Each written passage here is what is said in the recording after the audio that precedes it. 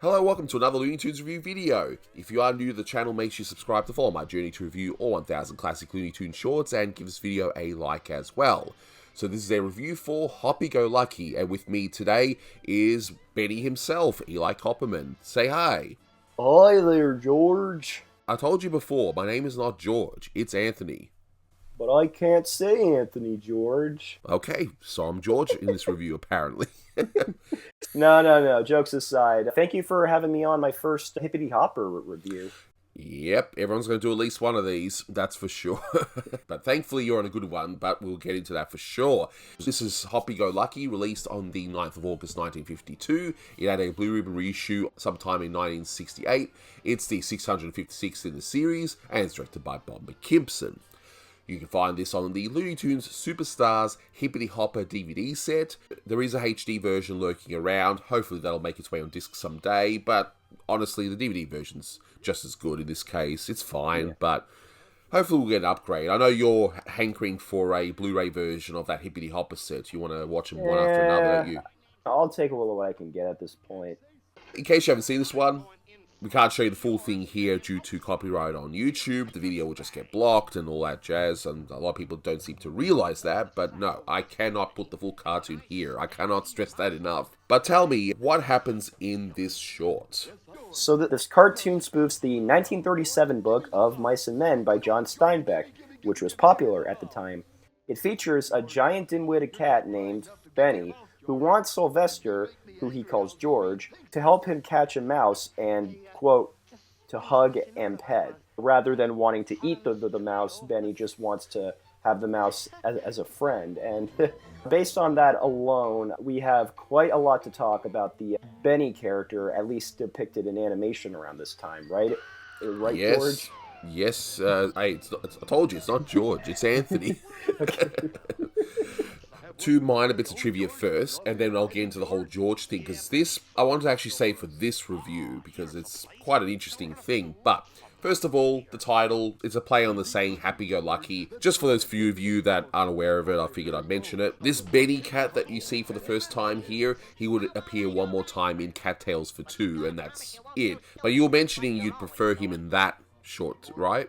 Yeah, if only because I think he's a little too aggressive in this. I love the aggressive, mean-spirited humor in Robert McKimson's cartoons and all, but for some reason I feel like Benny just comes off as a little too mean-spirited here. In that cartoon, Cat Tales for Two, he's just more naive and just completely dim-witted to the point of just being hysterical. And he does have a childlike innocence in this one, but because he mainly wants a mouse to hug and squeeze, you'd think he would be a bit more patient with Sylvester, but no, he's just forcing him like, give me that mouse now, or I'll beat you up or something. So that's a little too mean, but that's probably just me. Again, he's still pretty funny in this cartoon, especially thanks to Stan Freberg's performance. I wanted to wait till this one to do the whole George thing. Now, for the longest time, I thought it was just a thing that they did in the cartoons, right? That they would have just some large, dim-witted character who's always calling everyone George. You see it all the time, and probably the most famous example would be The Abominable Snow Rabbit by Chuck Jones, where he's got that big snowman where he's just saying, oh, I will name him George. That sort of thing, right? Just what I always wanted, my own little bunny rabbit. I will name him George, and I will hug him and pet him and squeeze him. It goes much deeper than that. It actually comes from Of Mice and Men, and probably the best example of that is the film released in 1939 that starred Lon Chaney Jr., That's who Stan Freberg is aping, by the way, in this one. But you probably know Lon Chaney Jr. more as the Wolfman and the Mummy in the 40s. Funnily enough, I mainly know him, knew him as a kid, from Abbott and Costello Meet Frankenstein. Ah, there you go. So he was in quite a few projects. Until his death in the early 70s, he was just in a lot of television projects and all that. So he was a working actor, basically, by that point. In the movie Of Mice and Men, he plays an intellectually disabled character named Lenny. Of course, in the cartoon here, it's Benny, but anyway, that's close enough. It's opposite a character named George, played by Burgess Meredith. Funnily enough, auto-corrected on my notes here as Burger Meredith. Now I'm hungry. Get your famous Burger Meredith right here now, folks. Only $9.99.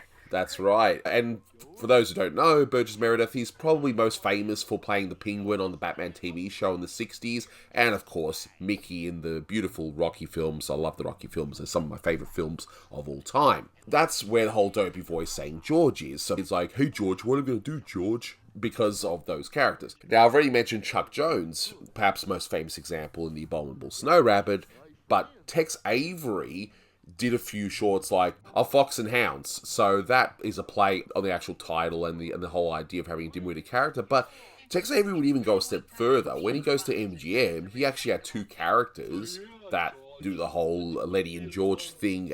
Avery must have loved the book and movie so much to be wanting to do that. I was telling you this earlier, Anthony, and I don't remember exactly who said this, but it was believed that Chuck Jones, especially since Chuck Jones fancied himself an amateur philosopher and he loved learning a lot from books and all that. I think the story goes that he gave a copy of John Steinbeck's book to Tex Avery, and Tex Avery, for some reason, found the Lenny character to be very funny, and as a result, he lampooned that in Fox and Hounds, and from then on, he would use that in a lot of cartoons.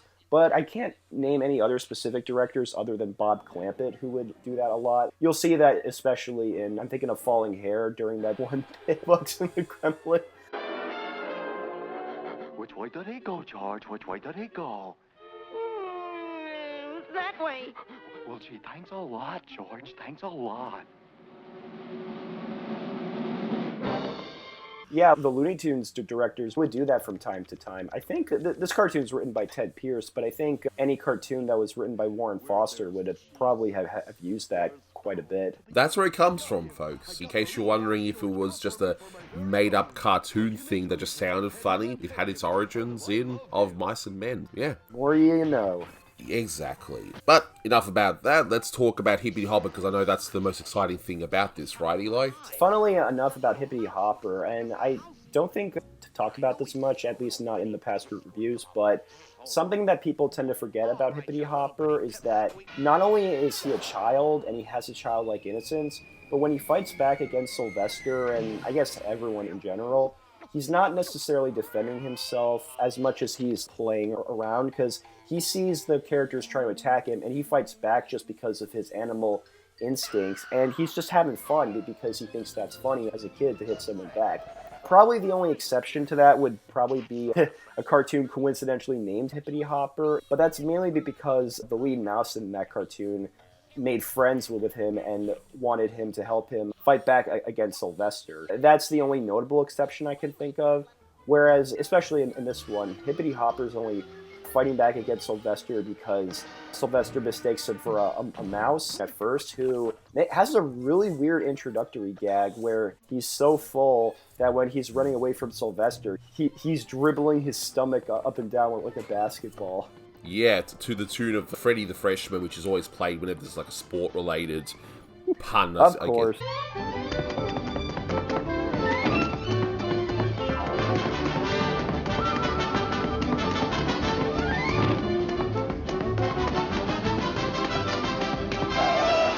Gotta love Carl Starling for doing that sort of stuff. But I have to mention, though, this short contains one of my top 5 favourite Looney Tunes exchanges of all time, which you probably already guessed it if you've seen the short. That was, of course... Will you tell me about how we're gonna catch mouses in the warehouse, George?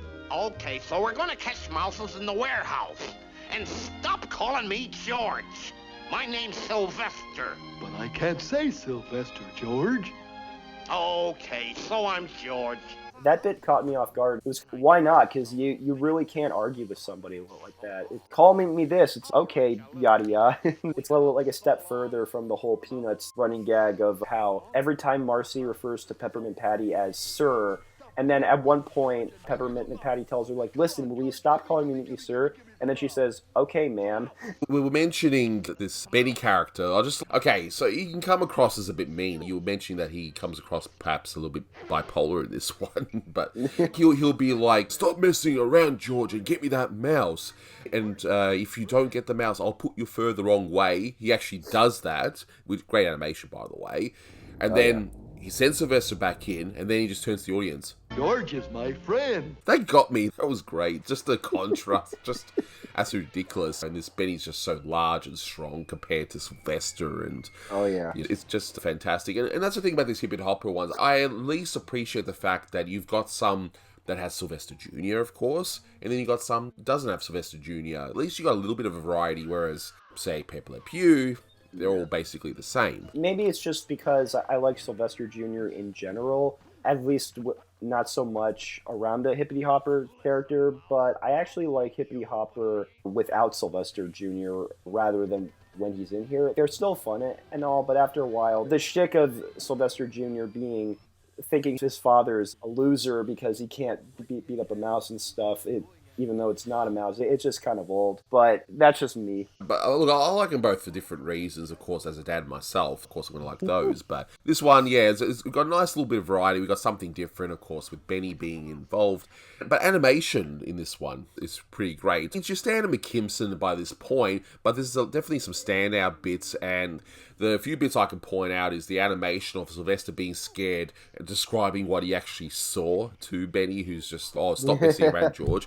But that animation's great, and Sylvester being scared once he goes back in, that's another great example too. Just the expressive animation there is absolutely great. A minor point, when Benny catches Sylvester for the first time and he's in the bag and he crushes the bag and turns into bricks. I thought that was a nice little touch there. I thought that was great.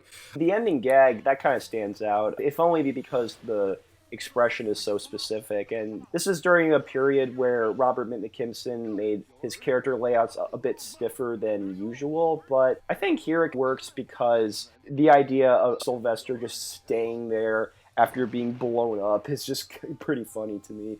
That's the usual. You see quite a bit in these cartoons, but you know what? It's still funny when done correctly as well. And look, Sylvester is really great in this, just the way he speaks. Like, he's kind of a different Sylvester slightly than what Friz Freleng was doing. Here, he just likes to say his own thing where he is. Aha!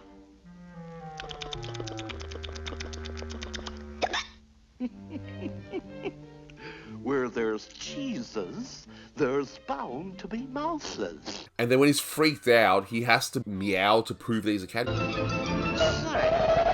what am I scared of? Cats aren't afraid of mice. And I'm a cat, I think. Meow. Yep, I'm a cat. He's clearly Sylvester, and he looks slightly different, by the way, in this short compared to how McKimson had been doing him in the previous shorts. But here, he feels like a slightly different Sylvester. He's I guess if we're going with the multiverse theme that Hollywood seems to be on a kick, I guess he's a slightly different Sylvester than what's in the other shorts.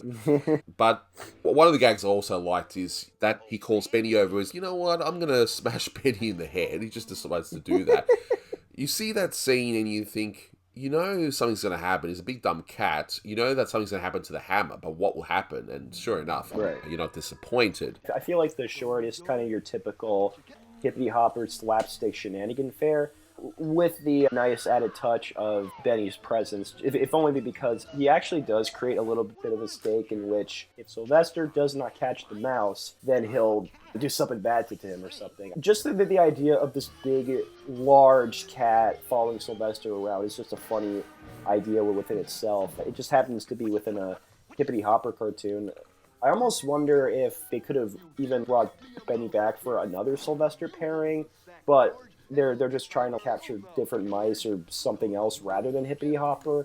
But at the same time, I guess you could say that, especially since Friz Freleng was dominating Sylvester in some regard, that he probably wouldn't have done something like that. But what do I know? But then a very similar type of idea that Friz Freleng would do, where he would have the two dogs trying to get Sylvester, but of course there's also a panther as well. We get this similar idea in quite a few shorts of mistaken identity as well, but thankfully in this one, it's done really well. Lots of funny bits. Of course, you got Benny lighting up what he thinks is a candle. It ends up being fireworks, and yes, I'm left holding the bag. And of course, it just ends there. So at least it's executed pretty well. But I like the fact that you've got two naively childlike characters in different ways, and then at the end, they're both just playing together, basically. Yeah. Nice and touching, so I thought it was great. Like, he's not even gonna eat the mouse. Exactly. He's just, I've got a mouse to hug and pat and squeeze. Hey, he gets what he wants, and of course, Sylvester's left holding the bag. Yeah.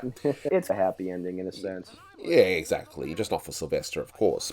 And now our good friend John wants to give a few thoughts on this short, so take it away, John. Hi, it's me again, and I'm also going to give my thoughts on Hoppy-Go-Lucky. And this is my first time giving thoughts on a Hippity Hopper short, especially when I'm a big fan of the character.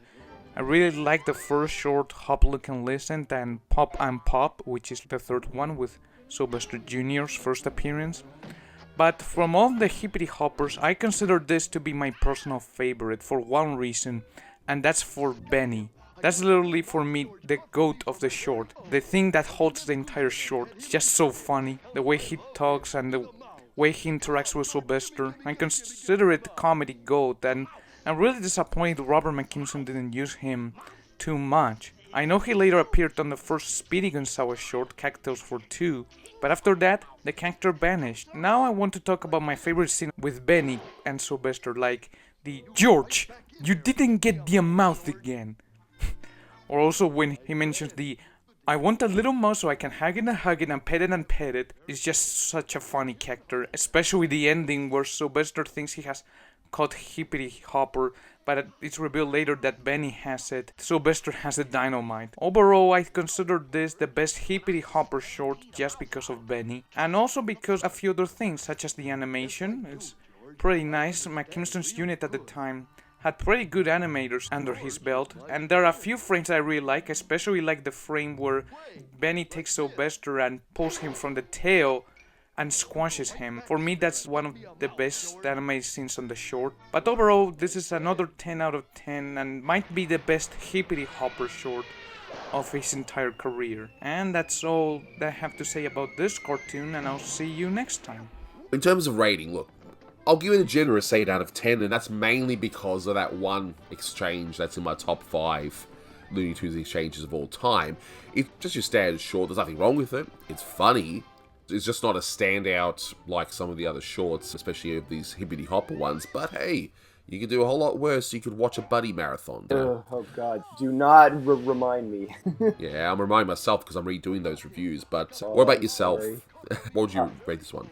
Yeah, I'll give it like a generous 7 out of 10. It's pretty enjoyable for what it is. Definitely not the best pairing of Hippity Hopper and Sylvester, but Benny's presence alone does make it a lot more fun than it could have been otherwise. Yeah, exactly. And I like the fact that they are trying to do different things with the formula. Alright, towards the end it does get really stale from what I remember watching these, but at least in these early ones we get a little bit of variety, so that's always a good thing, I'd say. So, well, this is before that infamous shutdown ruined everything. Yes, exactly. So then afterwards things just become really formulaic with McKimson, and unfortunately he's left with having the weaker animators, writers, and all that stuff, which is an absolute shame. We'll get to that when we get to that. Exactly. But that'll do it for this one. Thank you so much for watching, and until next time, take care.